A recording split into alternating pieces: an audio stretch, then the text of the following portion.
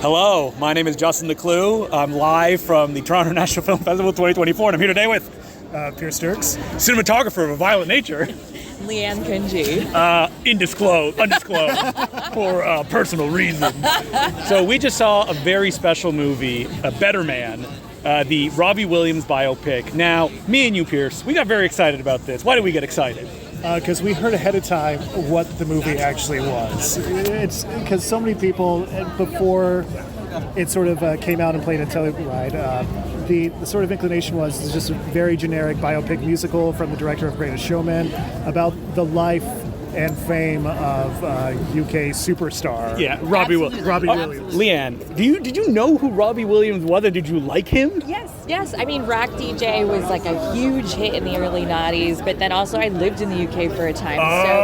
So you were there. Yeah. It was just really all-encompassing. Gary Barlow is like his arch nemesis. That's also like the golden boy in the UK, and so it was just. There was just so much. He is the definition of a superstar. Okay, so if I said, we had no idea who he was, and we listened to some of his songs, and we were like, I have never heard Millennium. Candy.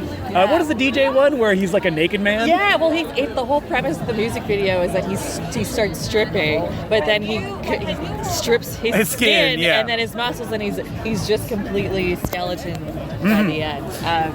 Which again, he's been so like consumed for his body and his ego and everything. So like.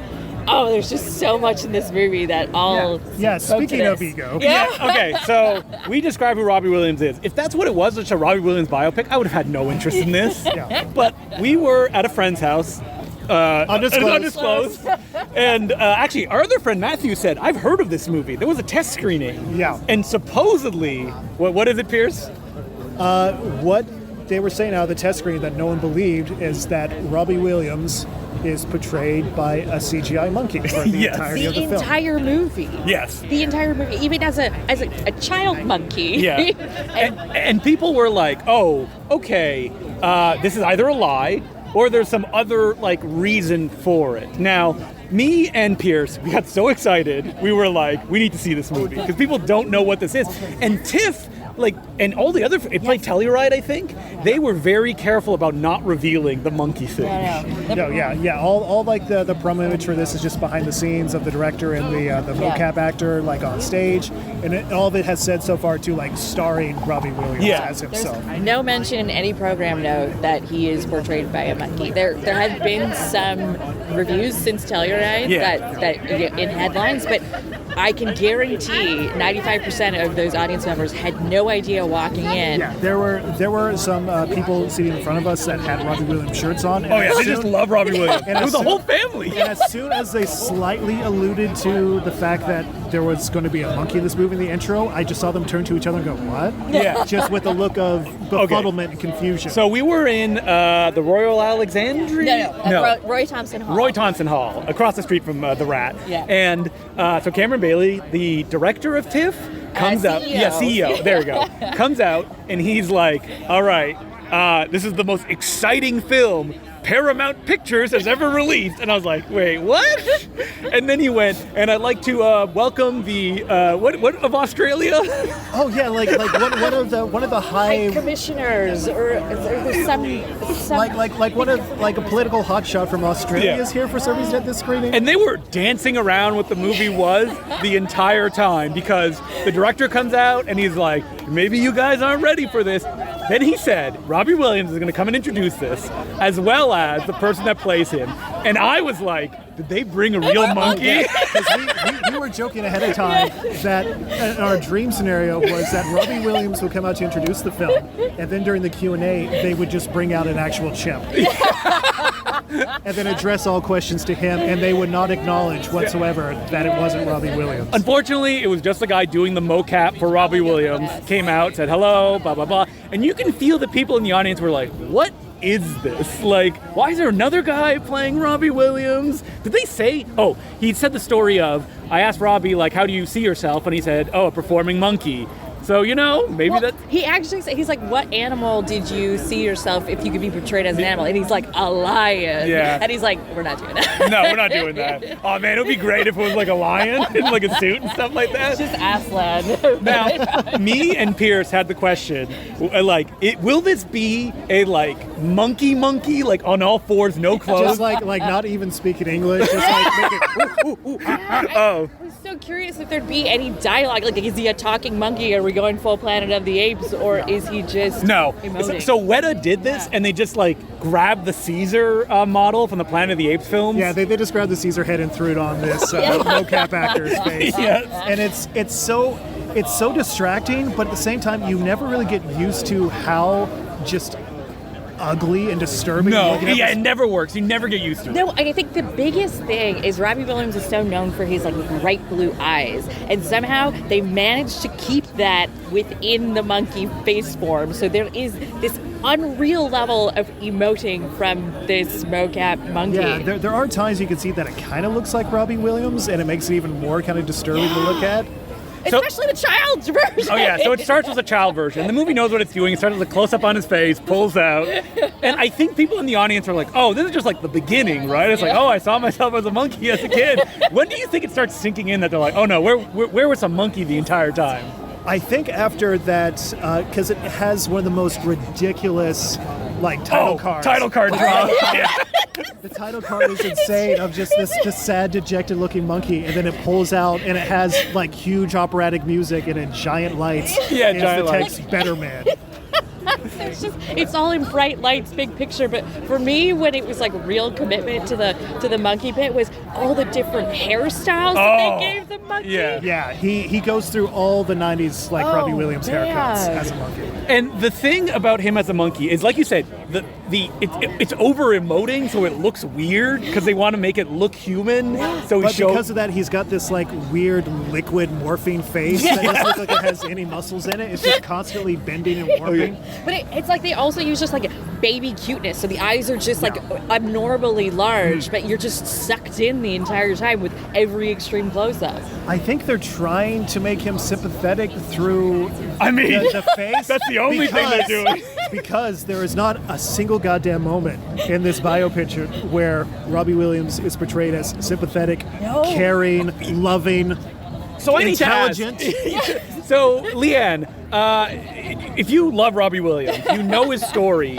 Are these all beats that you're like, yeah, that's the moment that... Well, he's the prototypical bad boy pop star that left the boy, were kicked out of the boy band. Because, Take that because he was too much and And then he just was in every headline in the tabloids in the UK, just had a field day with him. And there was rampant coke all through the early 90s. So he was just the enfant terrible of the UK pop scene. Yeah, but usually with these biopics, you get to like them at the beginning. Like Bad Boys, they usually have a moment where it's just they were a sweet kid growing up and then they got corrupted by fame, or they started out really rough and then they softened and learned their lesson. This is so astonishing because he starts out as just a complete prick of a kid. Yeah, he just wants to be famous. All he wants is to be famous, and then he gets famous, and then he's still a prick, and then there's not really any growth or change in him. Well, when they introduced his the girlfriend, who is one of the members of All Saints, so it's so is All Saints a popular band? I've never heard of them. Band. Never Ever is a huge hit, number one in the UK. I recognize that song more than I did the Robbie Williams song. That's real late 90s, early 90s UK girl and boy band. But they wrote their own songs versus something like the Spice Girls. But it's whoa! The Spice Girls wrote their own songs. Yeah, right. But it was just I didn't know about their whole relationship. I'm a cat. But you never knew about that. I didn't know about their relationship, and there was that kind of turn moment of when he falls in love with another band, a boy. But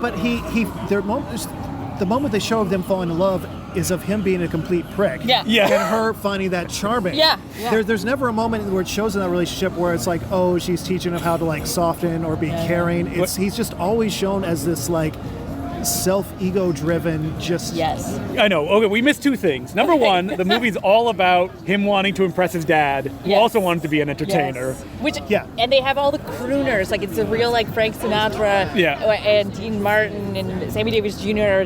were their heroes. Yeah. Yeah, so in the opening, before we have like the title card drop, it's basically his father abandons him and his mother and his grandmother For a football match. yeah, for a football match, and because he got a little hint of fame by doing like a stand-up show where he won like five quid. £5. Yeah. And then, so Robbie Williams, the whole movie, the way that they illustrate him being haunted is that when he's on stage, he sees old versions of himself being like, "You're a failure," until it literally turns into like, "I'm going to kill you." It's always with like the most like maniacal demon voice, where it's like coming through every single channel. And they're monkeys. surround. We need to be clear here. They're monkeys in the audience of people. Yes. In their various, very 90s and naughties And people outfits. may be thinking like, "Oh, do they acknowledge it?" No one ever acknowledges he's a monkey.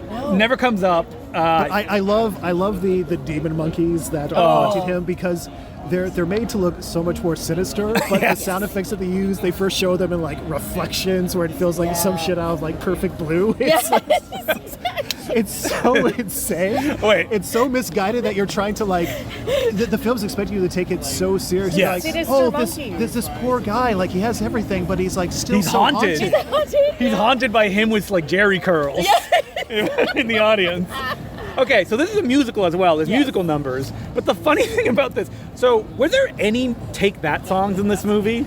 No, I think they were all Robbie Williams. Yeah, okay, because songs. at one point, Take That signs a contract, and they sing the DJ song, and I was like, this is like if you were watching like a Beatles film from like Ringo's perspective, and then they sign the Beatles, and he's like, Octopus Garden, like right at the beginning, you'd be like, what? Why are they singing this song? I kept thinking, I'm like, I wonder if he's shown it to Gary Barlow, or if, like if they had to get they're not friends anymore. I feel like Did they have to get permission? Because it's public knowledge. I don't think, or like public people, right? It's one thing I will say about this movie is that the musical numbers are usually very extravagant. This is not like a little small budget like experimental film. This is a giant, like they dumped a shit ton of money into this. This is a big budget musical. He literally said that in the beginning, that he's like, there's some really great indie movies here that like really had to struggle to get their money. This was not that. He had everything. Mainland Chinese money. Yes! Because that's what all the logos at the beginning and the producers, that's the people who fund it. Is Robbie Williams huge in mainland China? Yes, he has to be. He has to be, right? Yeah.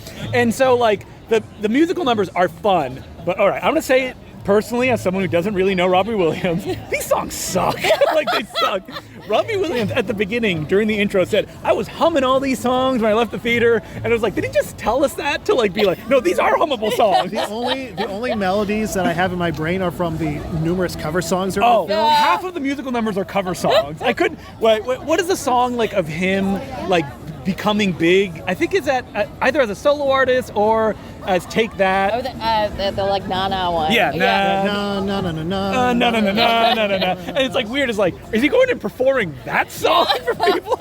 Like, and that's not just like a little beat. That's a huge one of the huge musical numbers of the film is that song. They like hit up every major like British venue to do these. There's a huge like Oxford Circus musical number. They do a big thing at the Royal Albert Hall. Like it's just so immense. A moment that Justin missed when he was going to the washroom is I found very funny was the Oasis cameo. Oh my God, yes. He was like Liam Gallagher was his like frenemy, but they would party together. It's just Oh yeah, so that's when they were at the club, right? So Liam Gallagher came up. One of the key dramatic scenes of this is supposed to be, I guess, like one of where the film thinks that Robbie is being like sympathetic when he's being like the boyfriend to his pop star girlfriend, who he's cheating on relentlessly. Relentlessly cheating on. That was always known. And they're having like the big celebration of them hitting like their number one single, and then it's never enough. He sees Liam Gallagher pass, and then he's just like, oh fuck, I gotta go follow this guy. I would argue Robbie Williams should be jealous because Liam Gallagher was much more successful. I know Liam Gallagher and Oasis songs. But it starts off one of the main plot threads of the movie is because they're like in there like playing pool, basically just negging Robbie Williams and telling him like what a worthless piece of shit he is, Like, and how they'll never be as cool as they are. Yeah. Because they play, Correct. Like what's the stadium? What's the crazy stadium? Yeah, what was the concert he has to play? Nebworth. Nebworth. Yeah. Okay, because every time they said it, all I could hear is like the Catalina wine mixer. I need to play the Catalina wine mixer. So based on the film, he has this obsession of wanting to go and Play Nebworth. play Nebworth. Nebworth because he feels like he's nothing until then. And it escalates into this big fight that he has with his girlfriend. Oh, the best scene in and the movie. one of the things about this is that previous to this, to give you an idea of how like rote and like po-faced it presents like so many of these like typical biopic dramedy elements. Yeah, we need to be clear. This is not a satire. No. It is not commenting on what's happening in the movie. Like there is a scene in the movie where this monkey man and his girlfriend have to come to the difficult decision that she's going to having have an an abortion abortion. to save her career. Yes. And it shows him outside like the clinic and like holding her hand. But it's all done like during a musical number. Yes, too, yes, so yes. it's all just like the So flashes. it feels of her, like cheap. And then he has a big fight with her, being like, "Oh yeah, in your speech you thanked all your friends and family. Well, why'd you have to go and kill our family to further your career?" And you're just looking at it. You're looking at these lines, and you're watching like it has like reverse shot, and so it has the shot of the girlfriend just like in dim lighting, like emoting and actually like giving a genuine human performance. And then it cuts to a shot of this grotesque CGI monkey man being like, "You killed our baby." Yes, but it's also like so self-aware with its lines sometimes, like especially when he's leaving Take That. There's like this big performance I think that they're doing at the Brit Awards, and he's like completely wasted through it. He's like passed out when they start, and they have to do like this costume change in between numbers. And like one of the Take That members turns around and be like, "You're making us look ridiculous," and he turns around, he's wearing assless chaps as he like runs onto the stage. It's kind of phenomenal. Do you think this is like a Cats level film for you then? Like that it has that like they kind of know what they're doing, but they don't know what they're doing? It's so baffling because especially as the film goes further on. Yes. And it's well, we like skipped Robbie- over heroin. He's like shooting up heroin. No, that's just about to get where it's just like it starts out with him just kind of like super addicted to coke, and he needs coke to get through. So there's lots of scenes of just like a sweaty, bloodshot-eyed monkey man, just like Doing coke. like doing lines before he goes out on stage. Well, there's a Requiem for a Dream montage where he's like. Oh, when he gets fired from the boy band, there's like this incredible sequence of him like singing one of his ballads, driving through with it. Commit suicide. Trying to commit suicide, and then like all these like fans are like He's like, monsters that no, are trying to I kill can't him get with through the paparazzi. ice. It's truly, I don't know. There's just something that's so encompassing about how into the journey I was, and I was like, yeah, take me to the bottom of that lake. I was just like, I don't get it, but it was also just like such a physical performance, and I think that had me roped in too. Like dance numbers were great, and it was just like.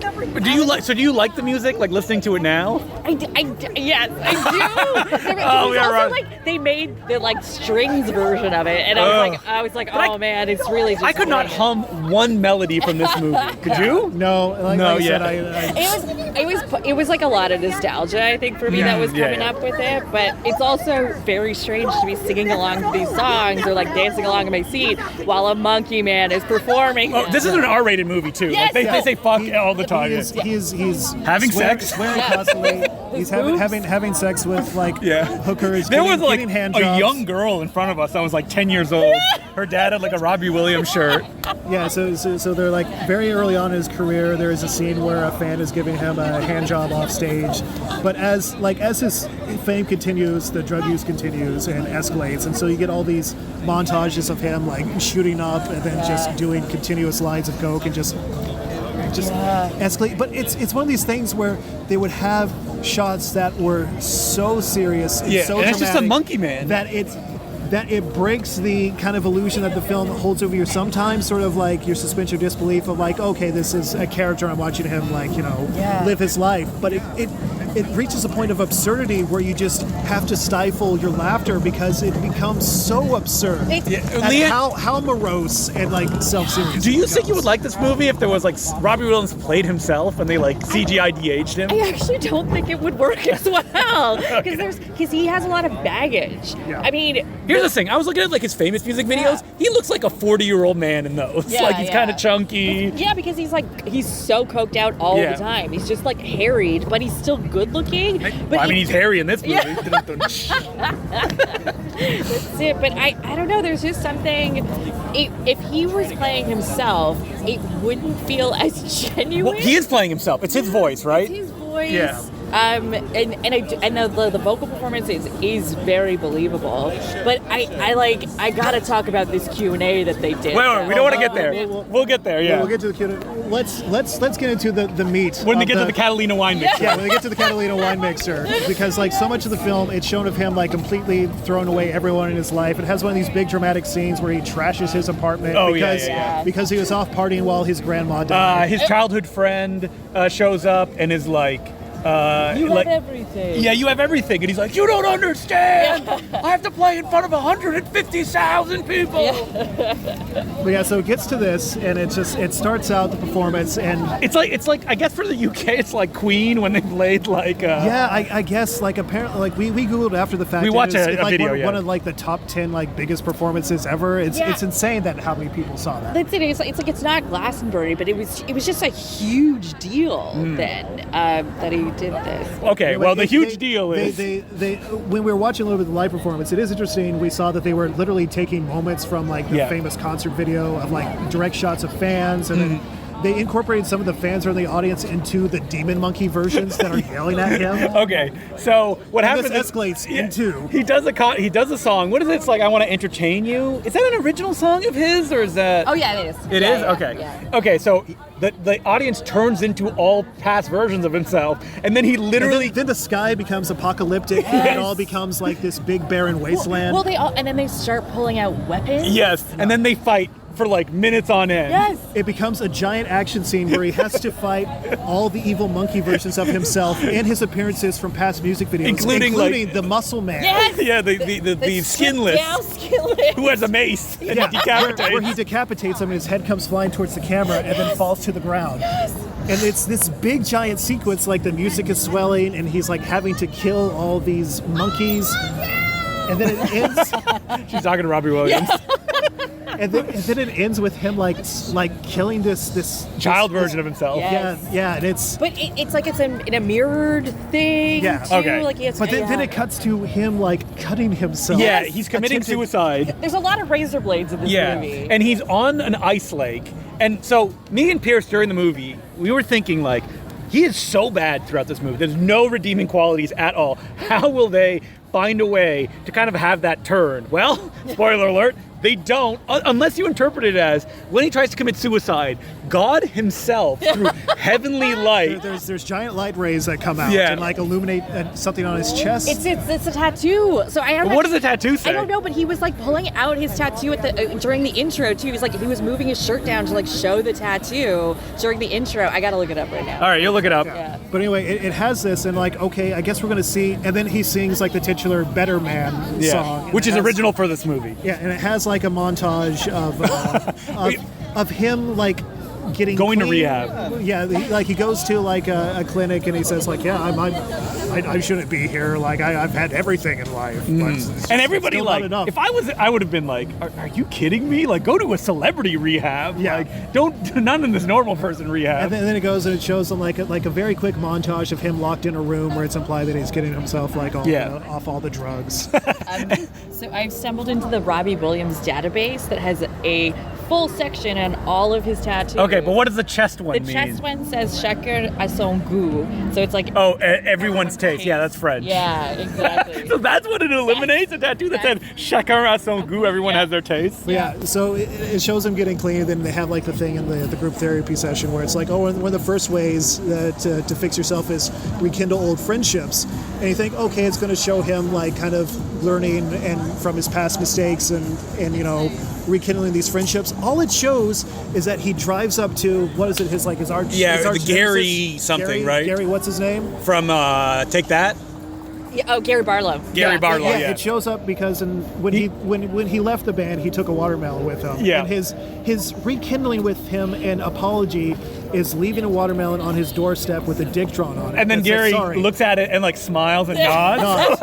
And this is as far as the reconciliation goes with him and any other He goes and knocks on the door of his childhood friend, and his childhood friend comes out, nods, and then like they gives him a hug. And then the child comes out and hugs her. Yeah. And then it goes into this insane final musical Oh number my God. where My jaw was on the floor when this happened. where he goes to sing My Way. Yes. But so far we've seen no redemption. We've seen nothing of you him. skipped something that he sings My Way, where he's like, I like to thank someone who meant a lot to me. Oh no, I'm getting to that. But yeah, so far you're thinking like, how much does this movie have left? Because we've seen all like the most typical, like almost parody of a tortured artist. Yeah. And then it gets to the point where it's like, oh, this is supposed to be his redemption arc. It's supposed to show him, learning Getting to better, be quote unquote a better man.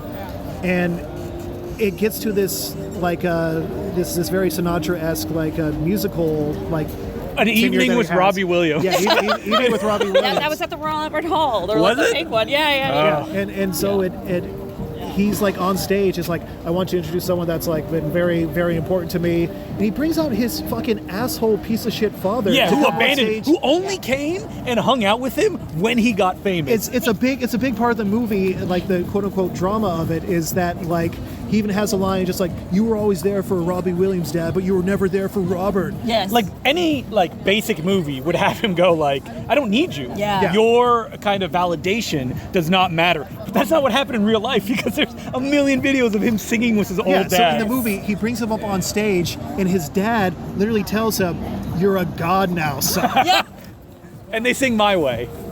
And They sing My Way. And you're watching it and you're like, what the hell? You were just an asshole the entire time. He's singing My Way. His dad has basically been like, you're godlike now, son. You're above it all. Yeah. And then as he's singing, it shows all the demons, the monkey demons in the audience, the past selves. and they're looking angry at him. But then their expressions start to change. Soften. Because And they soften. he's singing so well. Because he's singing, because he's performing like a goddamn god. Yeah, My Way. Yeah, he's right. It overpowers his demons, and they literally start to like smirk, Smile and nod.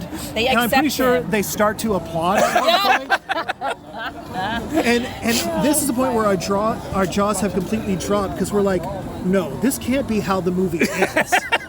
This is how the movie ends, and then it goes into a voiceover of Robbie Williams going to be like, yeah, I'm just a cabaret, but I'm the fucking best at it. Yeah. I'm the greatest like there ever was, and go fuck yourself. Yes! And then that's the last line. The last line It's like Wanted. is literally go fuck yourselves. I had to resist the urge not to just shout out, "Go fuck yourself" during the Q&A. Okay, so the credits are playing. Me and Pierce. This is a gala screening, premium. Gala's They never typically do Q&As. never- Yeah. At least in like At the least. past when we've gone, they haven't had Q&A. So we just got up and left, and that's when we got the news from Liane that okay, this is you take the show. Yeah, Oh a my Q&A God. happened. The Q&A happened. I mean, after like a solid 7-minute standing ovation, and then they like made their way down from the box to the stage.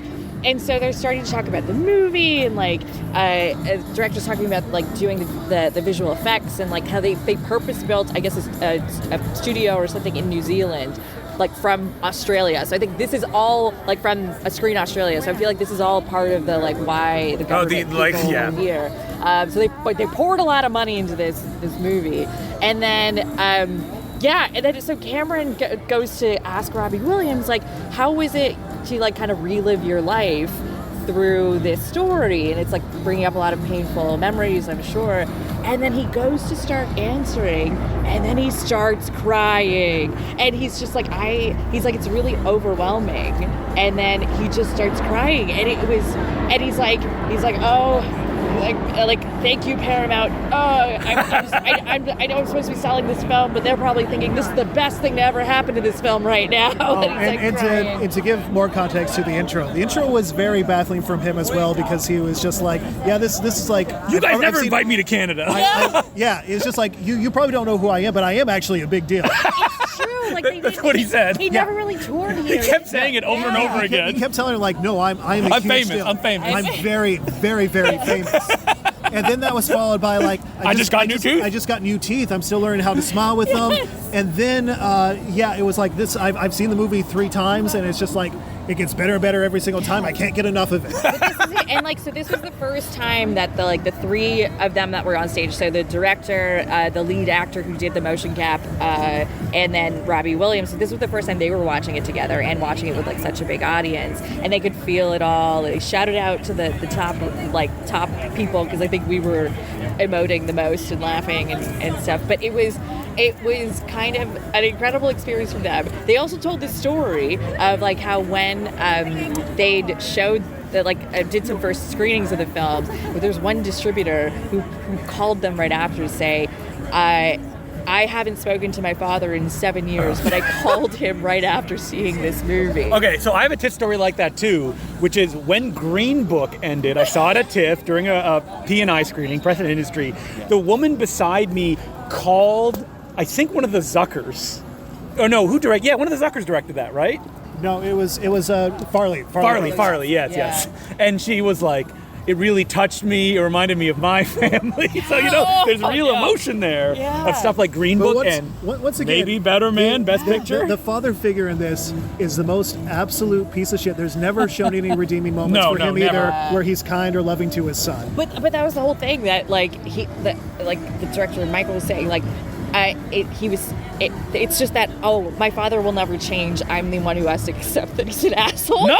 Yeah, you accept he's an asshole. He said, I don't talk to you anymore. Cut the toxic... Cut the toxicity of, like, family members that don't love you out of your family. All right, but something much more dramatic happened during the Q&A, which me and Pierce sadly missed. What happened, Liane? So he had to pass over answering the question the first time around because he was so emotional. Mm-hmm. So they spoke some more, and then they eventually came back to him, and he started speaking again, proceeded to cry 2 more times, but gave a little bit of like a monologue and an answer. And then as they were like wrapping up, the director goes, I just have to say, I'm not sure if all of you saw it, but Rob's tooth fell out while he was speaking, and you were like, "What the hell?" And he's like, "Yeah, they're not the real ones. It's just the like temporary ones until I get the real ones." Oh no! Did it like fall on the ground? It just fell while he was speaking, because they were sitting too, so nobody would have seen it. So there's footage out there. If you look on YouTube, search Better Man Q&A, you will absolutely find someone like the slow motion tooth falling out. Now, at the end of the day, I want to, what was the point of this movie? Because it's a very rote musical biopic that just happens to star a CGI Monkey Man. So the way that Rob, I should say, explained it, is that he's a professional attention seeker, and the fame kind of drive in him that led to so much destruction in his life was something that he needed to explore in a way that could help others, or he was so vilified for his entire career. This does actually soften his entire persona. But how? He's still such a piece of shit in it. He's a piece of shit, but I guess the monkey made everybody feel that he's got a soul in him. No, but I think this movie is playing to Robbie Williams fans. No one came here that was not really a Robbie Williams fan, I don't think, except for us. Yeah, I mean, we were there for the monkey. Yeah, we were there for the monkey, and we got him. Having sex, getting a blowjob. But it's just so much of that. Like I said, it's baffling because even traditionally in the most rote, stereotypical, biopic of the tortured artist, that there's usually some bit, even whether it's true or not, where they try to make the lead character likable and sympathetic towards the audience. This never tries that. And it culminates with, like I said, the end is his father telling him, "You're a god now, son." And then him being like, "I'm so fucking good that I don't have demons anymore because I'm so talented that they've just vanished." My talent supersedes any bad thing I've done. And, okay, so this is going to bring me back to the tattoo, because I've read the entire kind of description of his tattoo.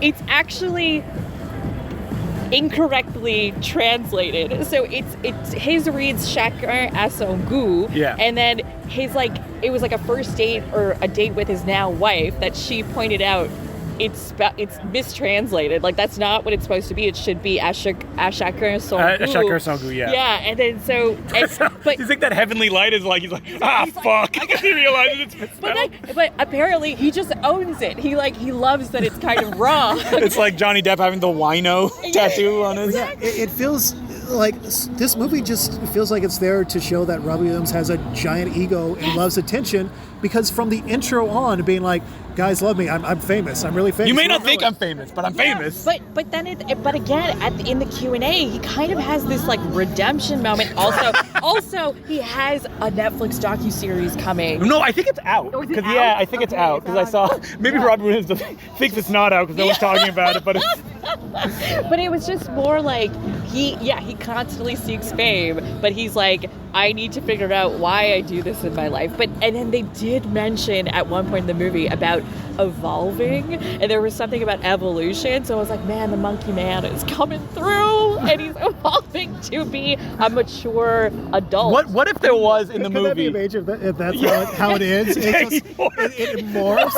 It morphs. He's like birthed. He's birthed out of it. Like a screaming Mad George effect, where he just like pops out of this monkey. I would love that. And there's blood and viscera. Yeah, like everywhere. werewolf transformation. Like he's like, my word. Just like strip the monkey down to the skeleton like the DJ and build song. him back. Yeah, it regrows in human skin. So Paramount, they love this movie. They're releasing it in January or February, I think. Oh my God, it's not doing Yeah, there was before this, like a lot of the film festivals sort of write-ups included or even just articles like Paramount's hoping this for the Oscars, hoping this is going to be like a big Oscar bait, big Oscar contender. No, yeah, January. Yeah. January. Oh man. I mean, look, it's gonna do well. It seriously. In North America? In North America. I don't think so. I think it's like there are so many swelling crescendos of that music. The music, it's just. You know what? I mean, I can see Greatest Showman is terrible. Yeah. But that movie made. I can see the Greatest Showman crowd liking it, and then looking at it being like,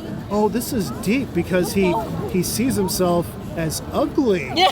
So do you think that like Robbie Williams, the director, would be like, hold at the box office. We need that Greatest Showman push, where it just built slowly and slowly and slowly as it went along. Oh. So Liane is Robbie Williams fan number one. What songs or albums should people listen to get prepared for this movie? Well, for sure. Recording a podcast? We are. Whoa, it's Colin and April of No Such Thing as a Bad Movie. Wait, are you going into Megalopolis or today? Yeah, sorry. Oh. We just saw the Robbie Williams monkey dog. Monkey movie. How was it? It's our friend Adam. Phenomenal. It's insane. Let's just say there may be a fight scene where he fights all the music video versions of his monkey forms, including Including him, like, with no skin. Yes. Ripping himself That one has a mace and he decapitates him and the head flies up in the air and hello. So friend Adam Hi, from Your Movie Sucks. Oh wow, look at these cameos that are happening on this podcast. This is the cinematographer of In a Violent Nature. This is Pierce.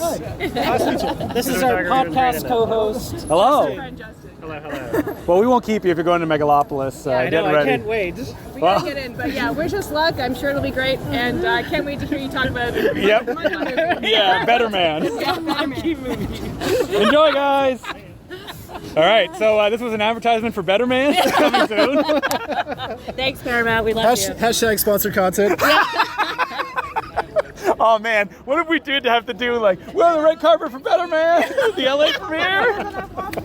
Where's the monkey? It'd be Liane, it wouldn't be us. Yeah, I'm still just so baffled by this movie. It's all of its choices. It's something where I could see someone that doesn't really watch a lot of dramas or like musicals. Like, just this being is like, wild. oh, this is so touching. This is so dramatic. This is something that should have been made in 1985 because a lot of cocaine. Like I just Yes, I agree, don't yes. understand how they just I need to find out how much money they spent I am on this. so desperate to see how they try to market this to a general audience. Yeah, they have to reveal he's a monkey, right? Yeah. They can't yet. They can't keep it out of the trailer. Like Yeah. what possible What were the posters? footage? Because there's only It'll be the eyes. No, It'll no, just be the you know, eyes. He's in almost every single shot of the movie. Yeah, it'll be Robbie Williams standing there in like a monkey shadow against the wall.